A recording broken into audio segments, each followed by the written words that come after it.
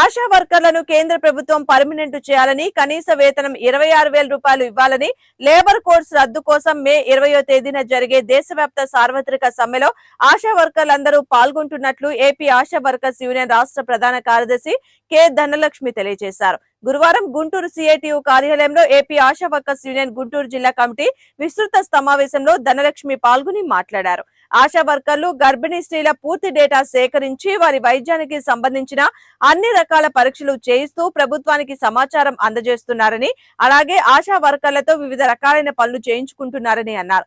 పనికి తగ్గ వేతనం ఇవ్వడం లేదని, ప్రభుత్వం ఇచ్చే 10,000 గౌరవ వేతనంలో 3 నుండి 4,000 రూపాయలు ఆశా వర్కర్లు పిహెచ్సిలు, ఆసుపత్రులు, ఆఫీసులకు వెళ్లి రావడానికే ఖర్చు అవుతుందని అన్నారు. ఆశా వర్కర్లు ఎదుర్కొంటున్న సమస్యలు పరిష్కరించకపోతే భవిష్యత్తులో పెద్ద ఎత్తున ఉద్యమిస్తామని ఆమె హెచ్చరించారు.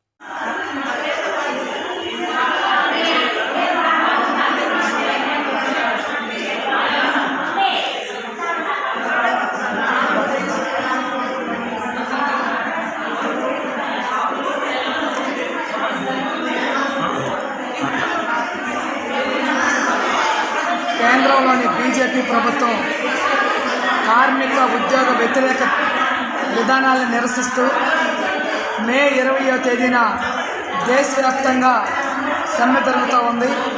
ఈ సమ్మెలో ఆంధ్ర రాష్ట్రంలోని ఆశా వర్కర్లందరూ పాల్గొని జయప్రదం చేయాలని విజ్ఞప్తి చేస్తూ ఉన్నాం. ఎన్హెచ్ఎం స్కీమ్ వచ్చి 20 ఏళ్ళు అవుతూ ఉంది. ఇప్పటికీ ఆశా వర్కర్లకి కనీస వేతనాలు లేవు, ఉద్యోగ భద్రత లేదు, సెలవులు లేవు, ఇన్సూరెన్స్ స్కీమ్ లేదు, చట్టబద్ధమైన సౌకర్యాలు లేవు. వీటన్నిటినీ సాధించుకోవడం కోసం మే 20వ తేదీన జరిగే సమ్మెలో ఆశా వర్కర్లు కూడా పాల్గొనబోతూ ఉన్నారు.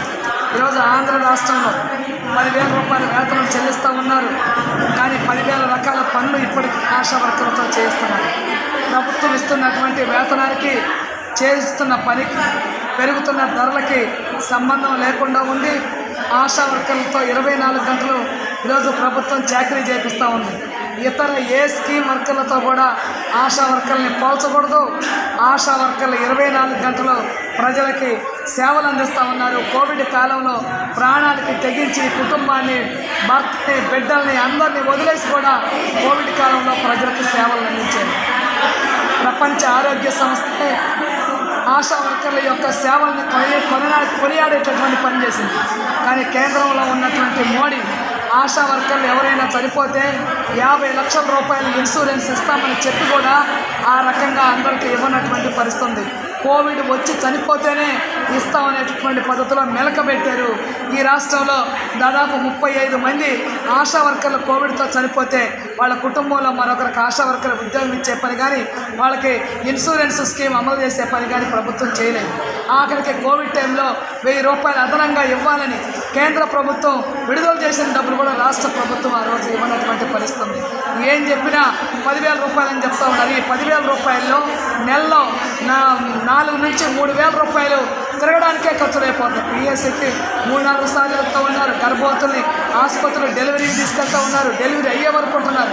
ఒకవైపు ఏమో మోటివేట్ చేయమని చెప్తున్నారు, ఇంకోవైపు ఏమో గర్భవతి డెలివరీ అయిన తర్వాత కావాల్సినటువంటి సమాచారం అంతా ఆశా వర్కర్ ఇవ్వాలి.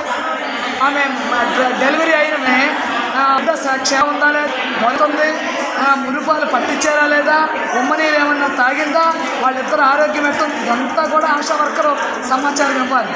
ఈరోజు కుటుంబ సభ్యుల కంటే కూడా ఆశా వర్కర్కి ఎక్కువ భారం అయిపోతూ ఉంది. ఓ గర్భవతిని ఆసుపత్రిలో జాయిన్ చేశాక డెలివరీ అయ్యే వరకు కూడా అక్కడే పడిగాపులు కాయాల్సి వస్తూ ఉంది. అందుకనే మీరు ఇచ్చేటటువంటి వేతనం సరిపోవట్లేదు, పని పెరుగుతూ ఉంది. కాబట్టి కనీస వేతనాలు చెల్లించాలి. ఈరోజు కేంద్ర ప్రభుత్వాన్ని మేము డిమాండ్ చేస్తూ ఉన్నాం. ఆశా వర్కర్ని పర్మనెంట్ చేయండి, 26,000 కనీస వేతనాలు ఇవ్వండి, పని భద్రత కల్పించండి, ఇన్సూరెన్స్ స్కీము అమలు చేయండి, చట్టబద్ధమైన సౌకర్యాలు కల్పించండి, పెన్షన్ ఇవ్వండి. ఈ డిమాండ్లతో పాటు లేబర్ కోడ్ను రద్దు చేయాలని, ప్రైవేటీకరణ విధానాలని విడనాడాలని, ప్రభుత్వ రంగ సంస్థల ప్రైవేటీకరణ ఆపాలని, ప్రజల ఆస్తుల్ని కార్పొరేట్ సంస్థలకి దారాదత్తం చేసే విధానాల్ని విడనాడాలని లేబర్ కోడ్లు రద్దు చేయాలనే డిమాండ్ల సాధన కోసం ఆశా వర్కర్లు మే 20వ తేదీన దేశవ్యాప్తంగా జరిగే సమ్మెలో పాల్గొంటూ ఉన్నారు. ప్రభుత్వాలు ఎప్పటికైనా ఆలోచించి సమస్యల పరిష్కారం చేయాలి. లేని పక్షంలో రాబోయే కాలంలో పెద్ద ఎత్తున ఆందోళన పోరాటానికి సిద్ధమవుతారని కూడా కేంద్ర రాష్ట్ర ప్రభుత్వాలకి హెచ్చరిక చేస్తూ ఉన్నాం. K Dhanalakshmi, AP ASHA workers union రాష్ట్ర ప్రధాన కార్యదర్శి.